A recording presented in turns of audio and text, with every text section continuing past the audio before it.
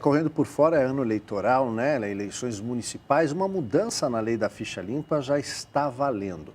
O Supremo Tribunal Federal decidiu que é o Legislativo e não os tribunais de contas que podem decidir quais candidatos são inelegíveis. Isso por causa da recusa, né, da reprovação das contas, né? Exatamente. Na entrevista da semana, a gente vai saber justamente que impacto essa mudança tem nas eleições municipais desse ano.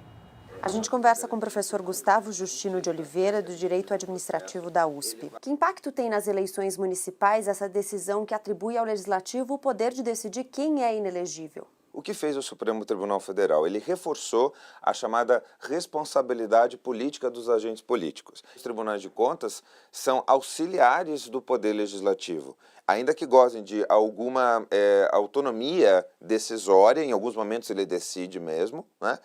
Ele integra, né, embora os tribunais de contas entendam muitas vezes que não, mas ele integra, a Constituição diz isso, o Poder Legislativo.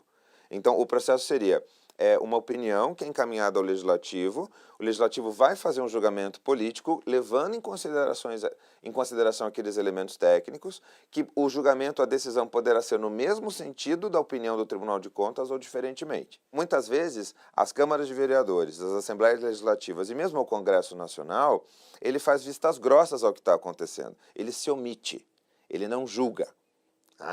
E aí, nesse sentido, essa responsabilidade passa ao Poder Judiciário.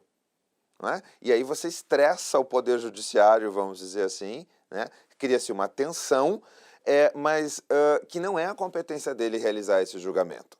Esse julgamento político, ele tem que fazer um julgamento técnico. A gente está falando que o julgamento leva em conta o parecer técnico, mas a gente sabe que muitas vezes acaba virando um julgamento baseado em alianças e interesses políticos. Sim, o que provavelmente o próximo capítulo de tudo isso, né, nós vamos ter que pensar em soluções, né, para responsabilizar o Legislativo por omissão, quando ele não age.